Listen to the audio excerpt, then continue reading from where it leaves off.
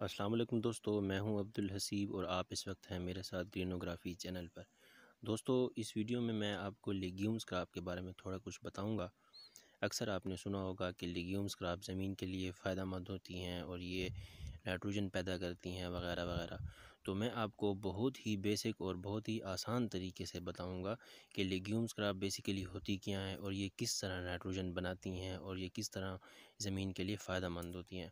अब मेरे सामने चने की फ़सल है, तो इसको लेग्यूम्स क्रॉप जो बेसिकली होती हैं इनको उर्दू में फलीदार अजसाम कहते हैं, फलीदार फसलें कहते हैं, यानी वो फसलें जिनको फली लगती है। अब ये देखें तो आपको सामने फली साफ़ नज़र आ रही है कि ये अब यही जो फसल होती है उसको फलीदार फसल कहते हैं और ये इसकी फली लगती है और इस फली में ये देखें इसमें ग्रैम उगता है।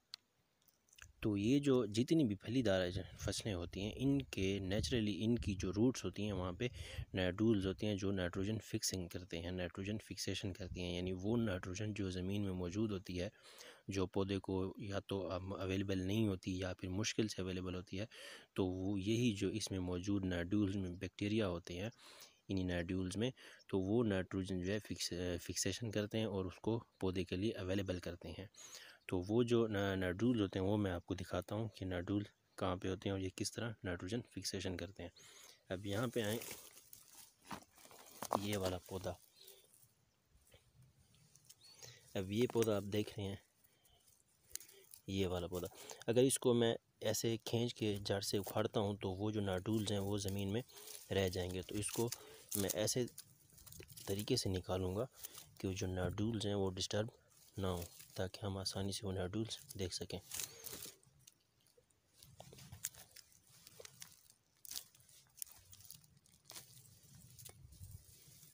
ये देखें, इसको आपने आसानी से इस तरीके से निकालना है ताकि वो जो नाइट्रूल्स हैं वो डिस्टर्ब ना हो।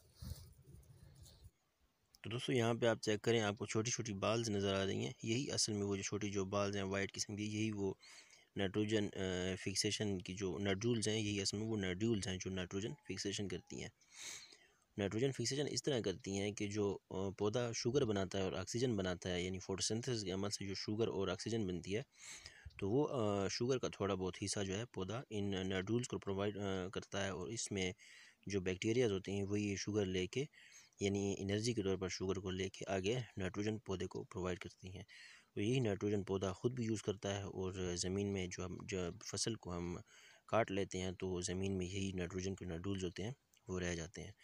तो इसलिए अक्सर आपने सुना होगा कि जो फलीदार फसलें होती हैं वो ज़मीन के लिए फ़ायदेमंद होती हैं। तो फ़ायदेमंद इस सेंस में होती हैं कि ये जो फसलें होती हैं ये ज़मीन को नाइट्रोजन प्रोवाइड करती हैं।